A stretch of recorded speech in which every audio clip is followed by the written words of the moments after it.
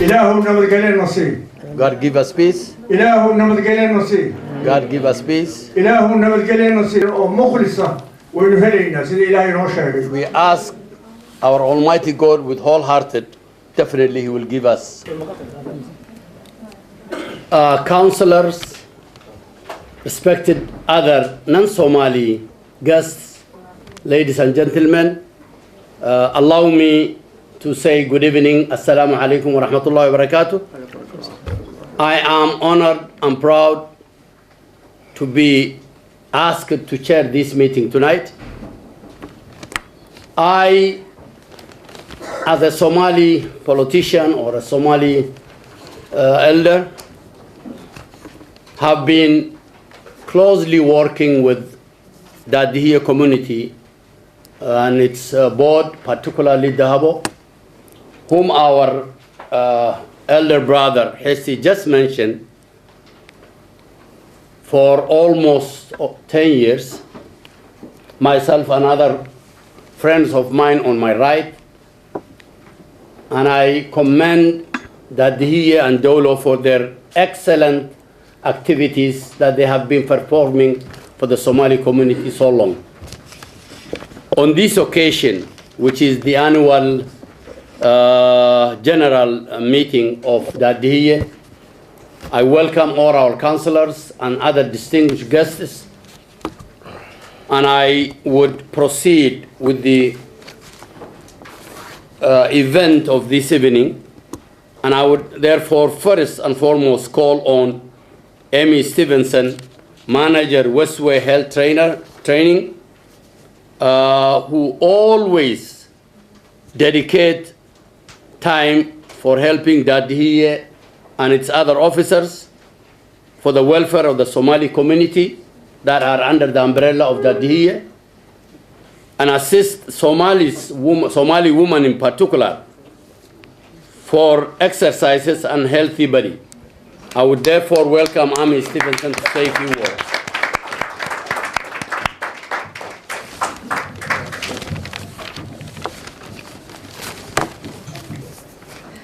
Hi, good evening everybody. So we currently have 6 health trainers that work in Kensington and Chelsea. So we work with anybody who lives in Kensington and Chelsea. 3 of our health trainers work in the north of the borough and 3 work in the south. And we've got one of our health trainers is here tonight, Hassan. So our service is funded by the NHS in Kensington and Chelsea, and it's delivered by Westway Development Trust. So I work for Westway and the health trainer through improving their lifestyles. So we do that through working on a one-to-one basis with any adult in Kensington and Chelsea. So we can talk about different parts of health to do that. So we do that by offering a maximum of 6 sessions. So any adult can be referred through to a health trainer and see a health trainer for 6 sessions. With that in that we can refer to Dadihiye and Dadihiye can refer to us if it's about health. Now what I've brought with me today, I would welcome any questions about the health trainer group. We are the link for Kensington and Chelsea Borough. I know we're currently working with Dahabo and their organisation, and we're pretty much involved with them. I would just like to promote the link more tonight and to tell you how more of the Somalian group can get involved and how you can get involved. The link came about in 2008, a new government initiative. What is a link? Well, it's a network of individual group and organization, and basically the aim of the link is to get local people to have more of a say in how their health and social care services they used locally are designed, commissioned and run. We're funded by the Department of Health, and we're supported by a host organization. Our host organization for this borough is Hestia Housing and Support. What do we do? Well, we do various things. we hold various subgroups at the moment, and these subgroups were formed by issues that the community felt needed to be highlighted and addressed. We have 4 subgroups. We have one for older people, one for mental health, one for cancer, and one for physical disability. Get involved. Says that the level of care that the residents in these homes are receiving is provided within dignity and within their human rights, etc. Okay, so those are the... She's in charge of that.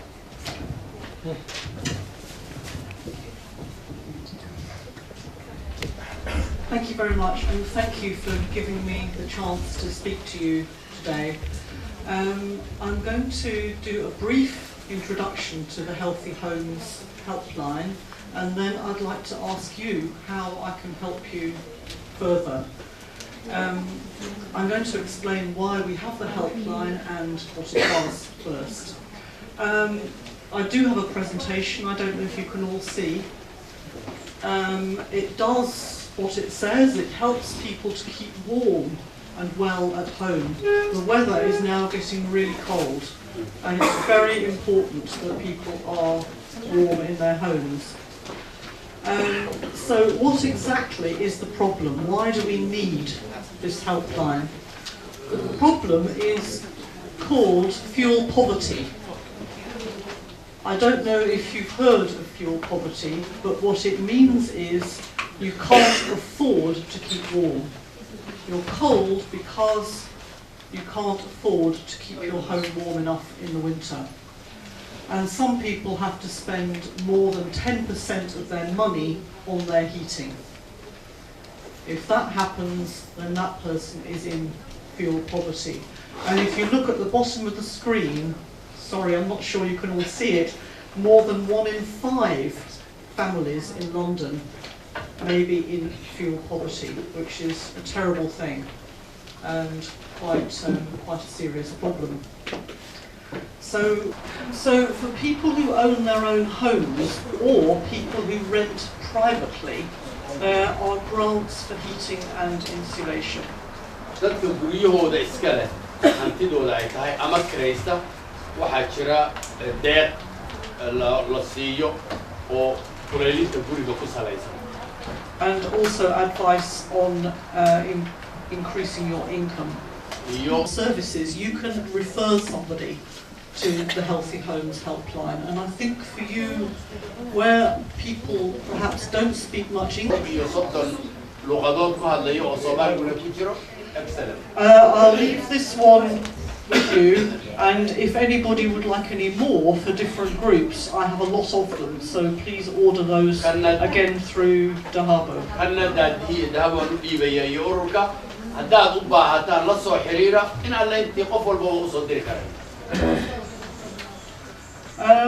I think that's it. I've got leaflets have gone round.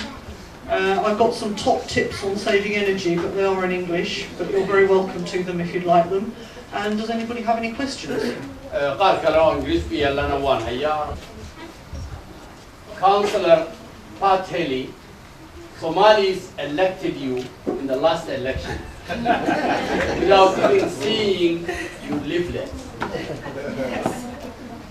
They do expect that you will be very helpful to their activities.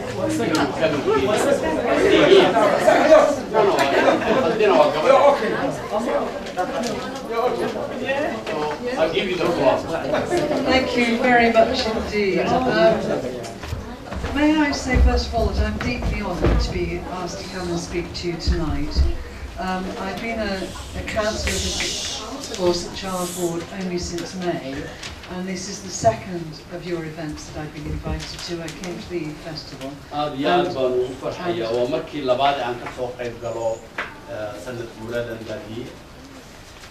And I think tonight is one in which you should all be congratulated on several things. First of all, the fact that you have been here for 17 years, obviously providing a very, very needed service to Somalis in Kensington and Chelsea.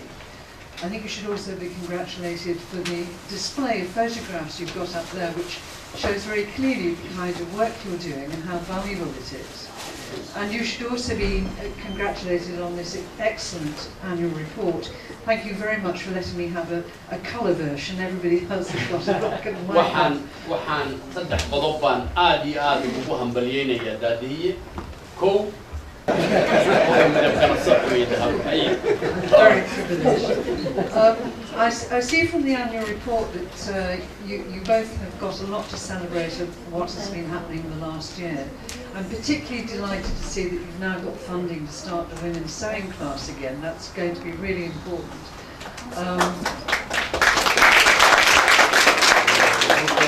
Because I think that women in particular can quite often feel very isolated in a strange situation like London quite often can be. And anything I can do to help the women's group, I'm very happy to do. iyo aad baan ugu faraxsanahay waxqabadka sanadka gaar ahaan wixii aan ka qaban karay oo dhanna ka qabto.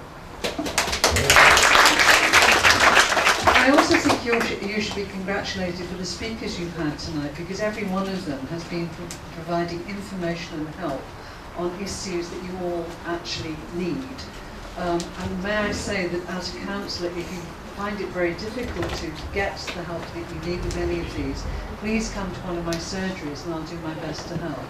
Obviously my surgeries are only available to people who live in St Charles Ward, but Pat Mason will offer the same in Goldman. Sorry. waxaan mar kale aad iyo aad ugu mahad celinaya dadkii kala gedisnaa ee aaraada fiican marka information akhbaar la helo ayaa tala la helaa ee qodobada fiican soo jeediyay hase ahaatee xitaa inta haddaad ku get details of my surgeries. You can either, well, I think Tahabo would probably be the best person to give you information on them, but in the St Charles Ward, we hold 3 surgeries a month, so that we actually hold them in different parts of the ward. There are only 2 Labour councillors in St Charles, unfortunately. We failed to take the 3rd seat from the Conservatives in May, but we're hoping to do that next time. And we're only 49 votes behind, so it should be possible. And we're certainly doing a lot more in the ward than Councillor Palmer is. meelaha aan ku qabanno la kulanka dadka iyaga sida ugu fiican aad ku ogaan kartaan waxay la tahay Dahabo oo xiriir fiican aan la leenahay hase ahaatee 3 aag baan ku kala qabanaa bishii walba na waa qabanaa aagagan ku kala qabanaa 3 councillor baan lahaan jirnay Labourku mid baa sanadkan Conservative ku naga heleen insha Allah sanadka marka dambeeyna election dama soo ceshanayna labada iyada kala diyaar baan idinaa. Thank you very much. I hope you were just joking when you said we've been elected without seeing our leaflets, because I personally wrote all of them, and I think we did very well in getting some really good leaflets out all around the ward. And I'm sure that even more ones out in Goldman, because they had plain black and white ones, where I insisted on glossy ones with colour on. Anyway, thank you again very much indeed for inviting me. I am available to anybody in St Charles with whatever kind of problem they want to bring to me, and I wish you all well for the next year.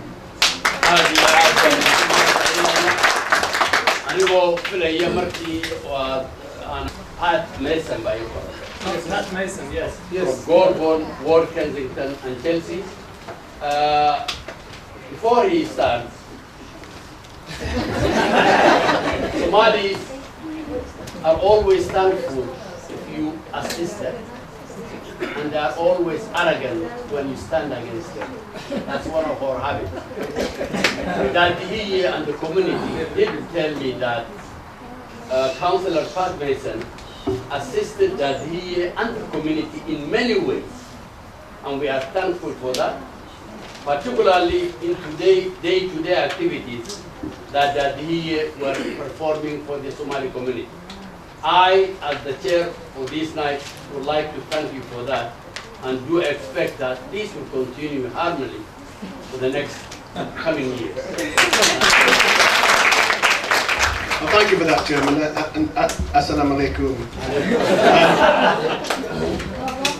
it certainly will continue for the next 4 years.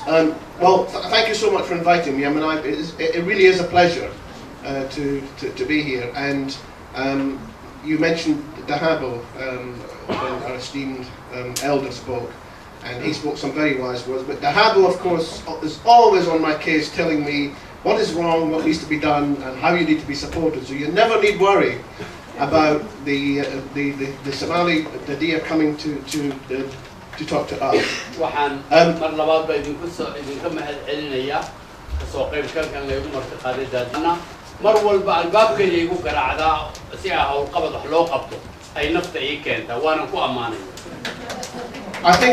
I think you'll find that the Goulburn councillors, and certainly now the St Charles Ward councillors and the Labour group on the council, you'll find no better friends and supporters than us, because we have been here before, as I have said to previous meetings, about other black and minority ethnic groups in the borough. labadan qaybood aan ka soconna aniga iyo gabadhan kale oo Goulburn, Ward Kensington iyo St Charles, labaduba marka laga hadlo magaceeda la yiraahdo ethnic minority-ga marka la eego Soomaalida wax badan ayaan ku qabanay mar walbana diyaar baan u nahay inaan sii kordhino qabadka.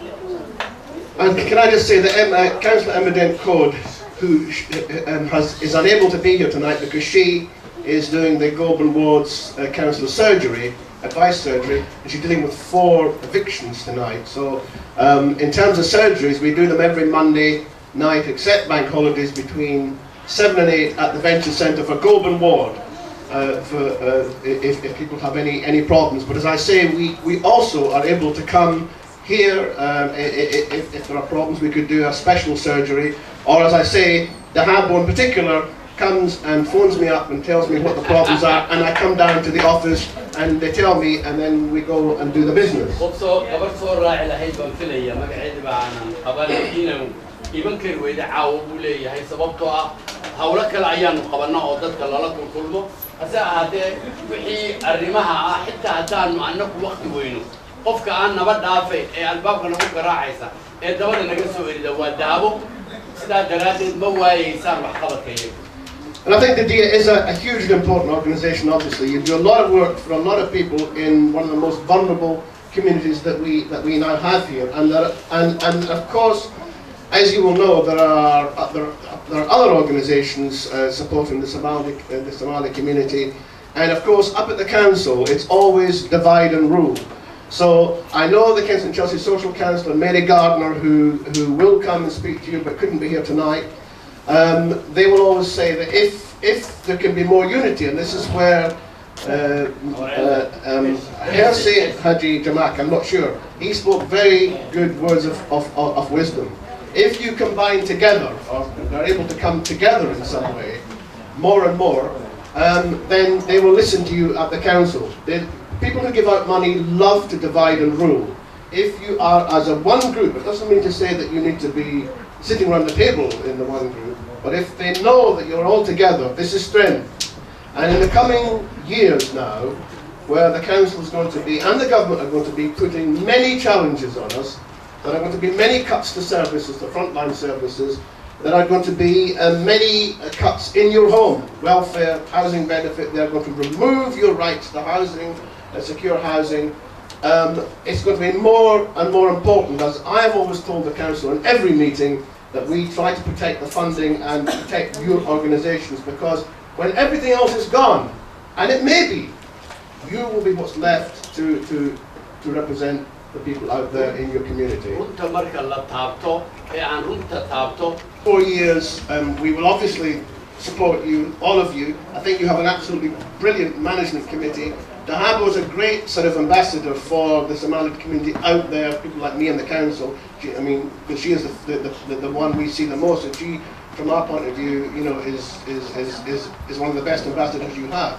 We Goulburn councils, of course, with regard to any funding we can get, we will continue to fund where we can, and you know, we have given some money for various projects, and we'll continue to do that. And we are willing to be called upon to this meeting for any campaigns in the future. And I'm sure that goes for my colleagues in St Charles Ward, and for the Labour group in the council, who will be fighting some of these dreadful cuts that are about to come upon all of us, we will be the voice there to do that at the council, and we will hear from you what you say, and we will then speak that back to the people who make the policy at the health service, at the council, at the police, the whole lot of bodies who will be cut, having the funding cut, and therefore will affect you and your community. So that's the promise we make you, that we will stand and try to deliver in a situation where we're all under attack. So we're not miracle workers. Sometimes we work miracles, but remember, we're not miracle workers. We will try to do what we can.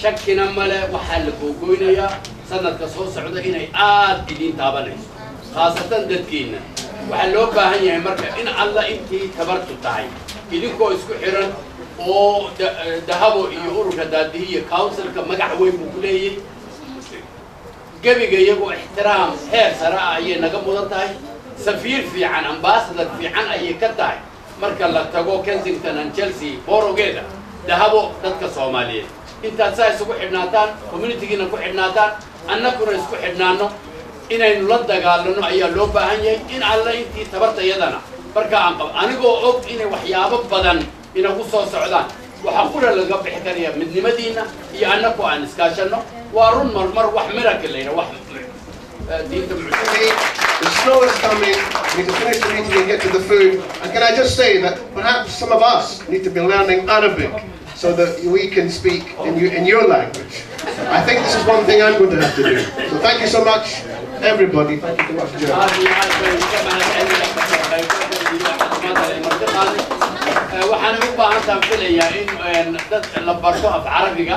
Do you speak Arabic, by the way? No, but we should. Or we rather all speak Somali. maanta kulankeena AGM-ka waa annual general meeting oo ururka wayaan marka waxaan rabnaa inaan wax yar inaan ka hadalno yar aan idinka siino qoraalka adeystaan dhammaantiis everyone has this draft waxaa ku qoran the last year's AGM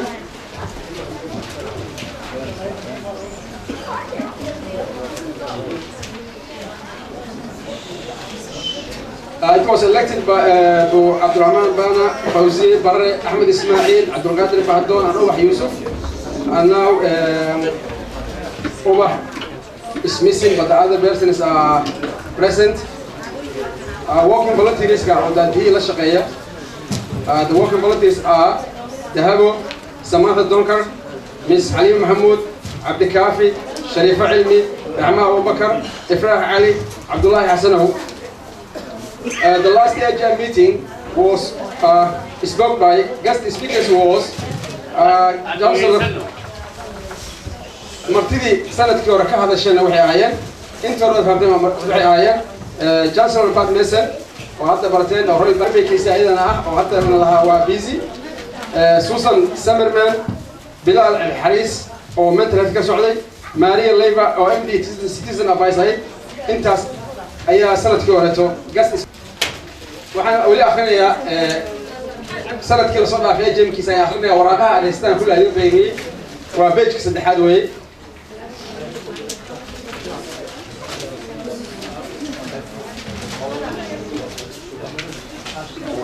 who has kindly rented the office space as an organization or historically for the permanent base for the client daily service.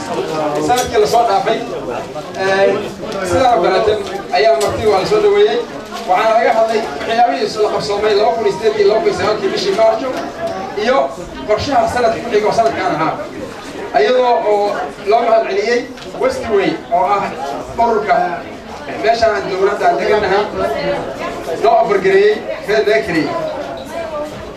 The last AGM meeting was accurate and approved by all members who attended the meeting by hand raise. Matter raising majority, there is no matter raising.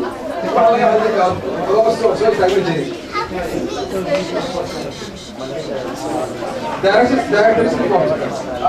This one is the speaking was said by the director. and Samantha Donker, who was volunteer for months of the year with the limited funding received for that year, and also the people band.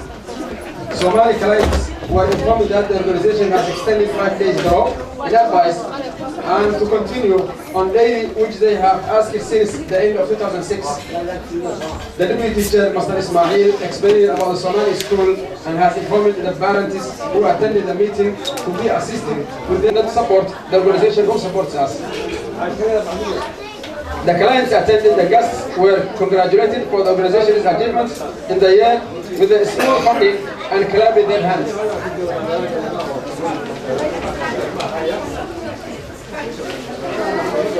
A lack of access for a valuable service and also need outing and day care club for lunch to meet and eat and socialize to reduce their isolation, and the director informed me to contact to Pepperbot for this issue if Dadihiye can work in partnership with them to get such support.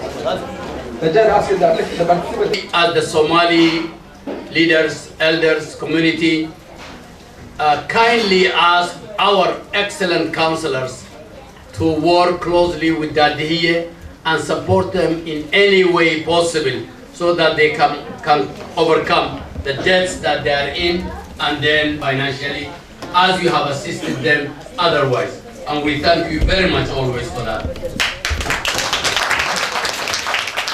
I would suggest at our conclusion, let me not forget, we had an excellent dinner, delicious food, well cooked, and I think this was cooked by our Somali ladies. That is our tradition. May I ask the Habo then, on the conclusion of this evening, to say few words on the occasion, please. I want to commit her, she was not prepared for that.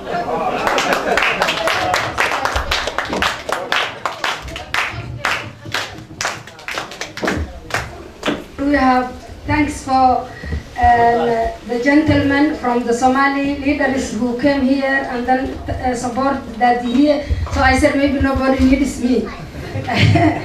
First and foremost, I would like to thank very much for Councillor Bat Mason, who really support for the past year. We cannot survive without him, and we thank him. I would like to thank also Councillor Bat Haley, who came. We didn't know her, but we were supporting, you know, the labor. Because of that, and we know you will help us. I would like to give special thanks for all these women, you see, who bring with the children. Many others, they didn't come because of the weather, really. The weather is very bad, and Somali, they came from a sunny, sunny land, and they cannot come. So I like to thank the mothers, the women, those who cook, who feed us. I like also to thank the management committee of Dadihiye and Mr. Abdurrahman, where is Ahmed Ismail, and all the others who really struggle. Fauzi also, she is the one who is distributing food, and others. I like to thank for them especially because they struggle in a very harsh way without money. They have families and children, and they love their children to help Dadihiye, while their children are waiting for their support. So I thank for them all the work they have done, and also the volunteers of this organization who tirelessly work voluntarily for long hours. So it is really a very worthy to be rewarded for their work and what they have done. I like to thank also for Westway health trainers. Here now, Mrs. Rhoda is here, the other is left. So they help our people for exercises, and most of the women, now we are getting obesity, even me. So they are helping us to give advice of lifestyle. I like to thank Ahmed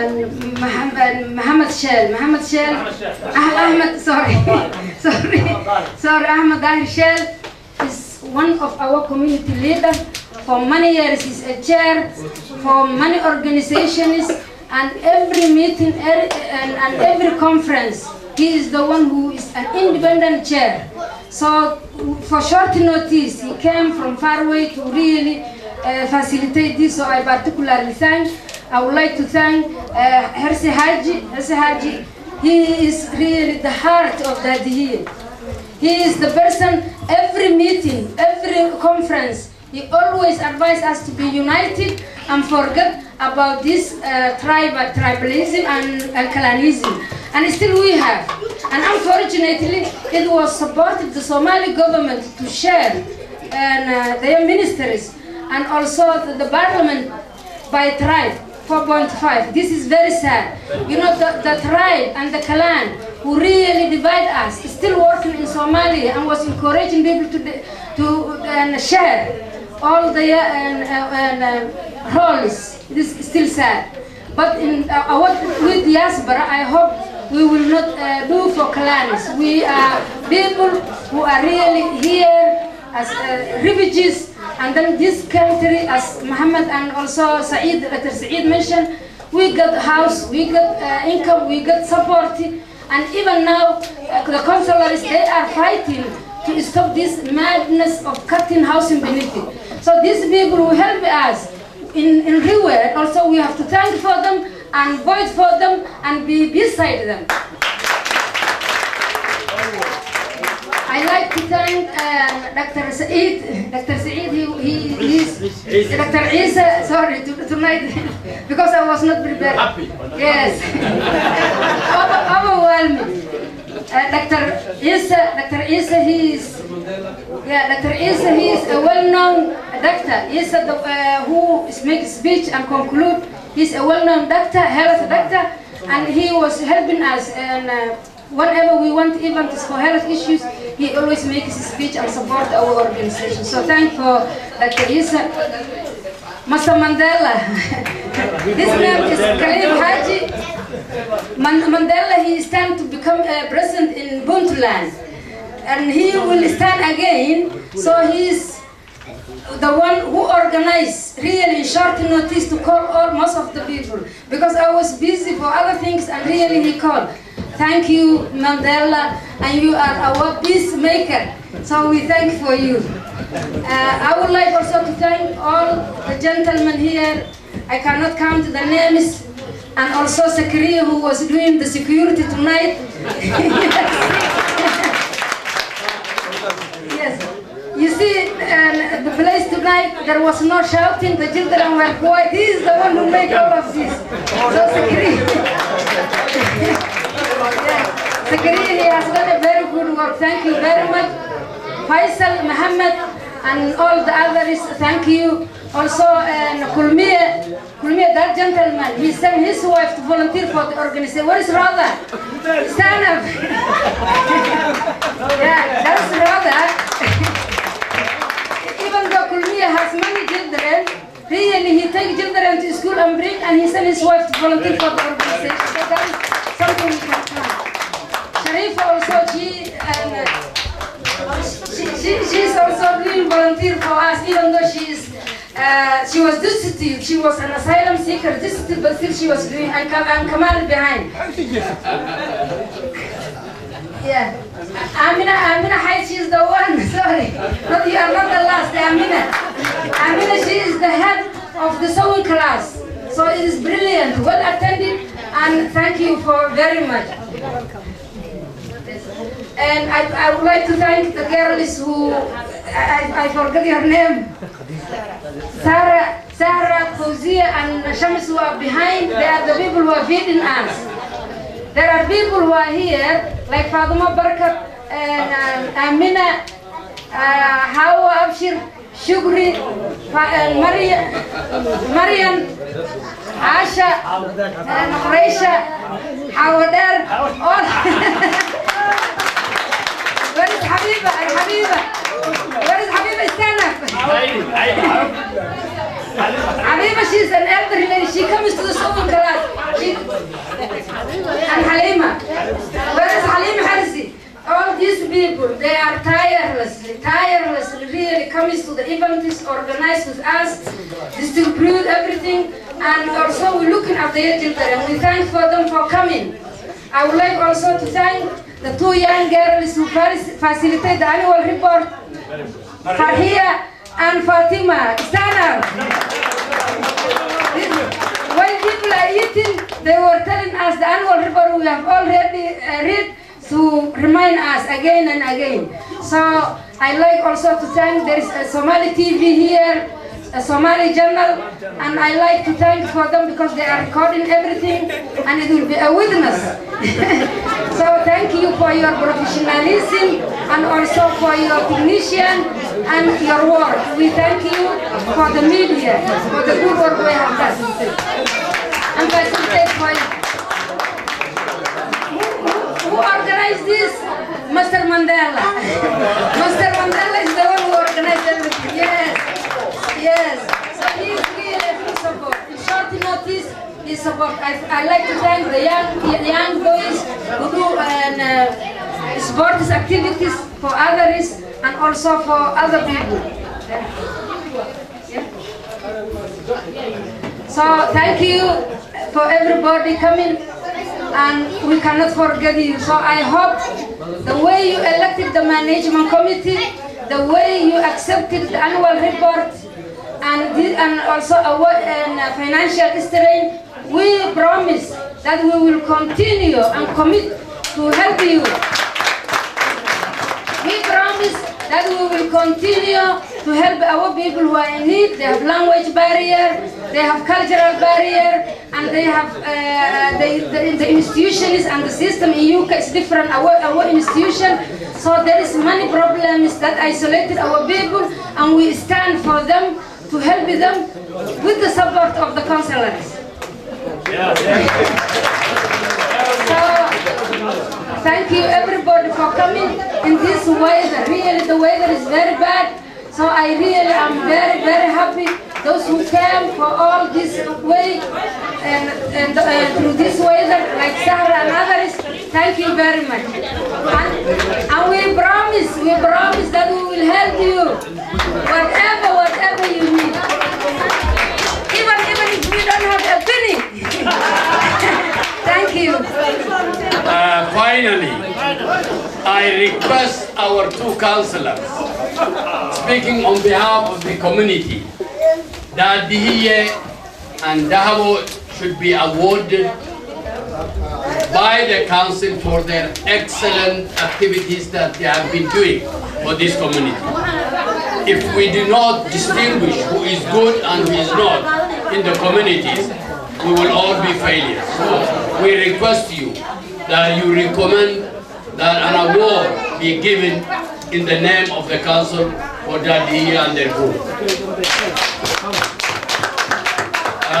Once again, thanks to everybody. Yusuf, the reporter that she was saying, is not a new reporter. He has been a reporter when I was a general manager, when I was an assistant minister, back in good days in Somalia. So he looks young, but he is almost as old as me. I thank him very much for his activities. Ladies and gentlemen, good night, and we'll see you in next year. Assalamu alaikum.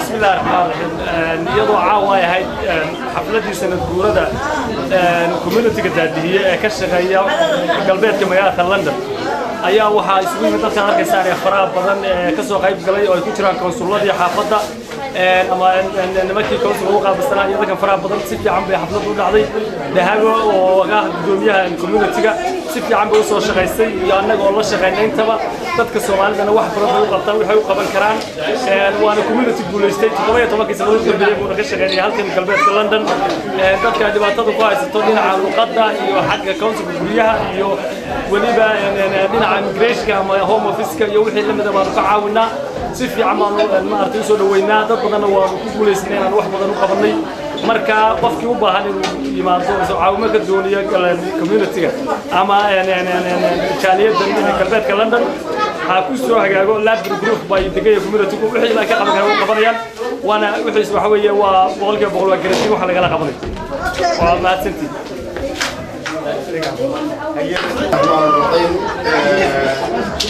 شركة معاونة تسوية وكوميونتي داديهية سومال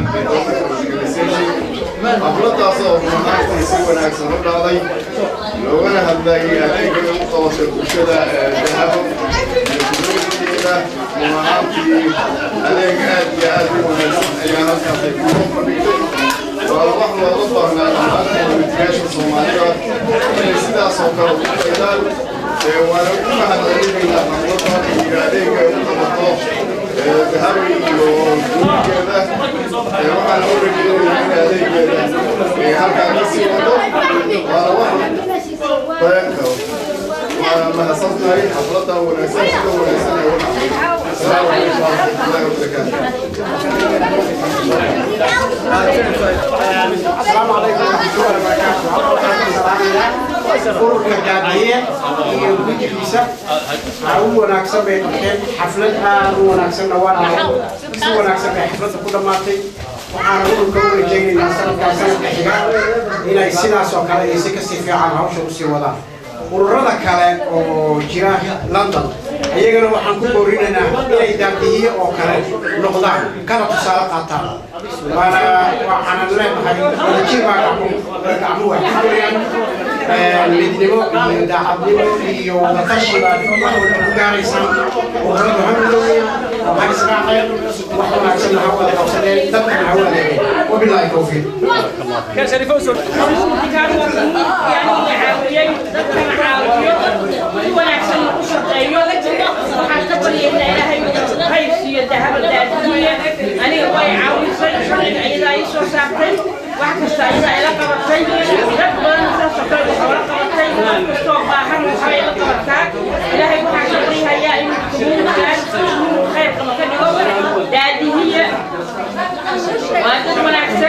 كل ده شقايا أنا والدين شقايا وحيلهم ما تسعى شغلة مع كبري هي العاوية عاومة وفيديو وما سمعت هاي شو بحنا نيجي التلفزيون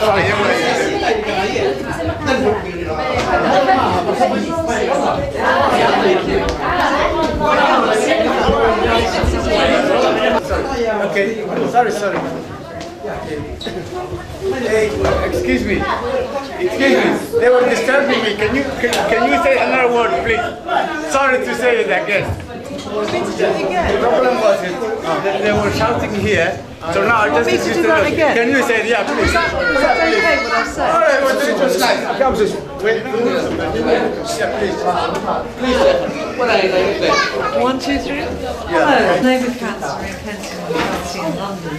And one of the reasons I got elected was because I had a lot of support from the Somali community here. And I promised that in return I would do everything I can to help them live better lives in Kensington and Chelsea. And I hope they'll vote for me again next time. Thanks very much. Thank you very much. Pat Mason, I'm a councillor in Kensington, Chelsea. We have many Somalis here, and they are a very important part of the community here. They contribute a lot to this this area, and we will make sure that they get the resources that they need to live a decent and proper life. They need to get onto the electoral register. They need to use their vote, and they need to ask the people in power and the government and the council for what they need, and they will get it. So thank you so much for sending us all these Somalis. They are absolutely brilliant members of our community.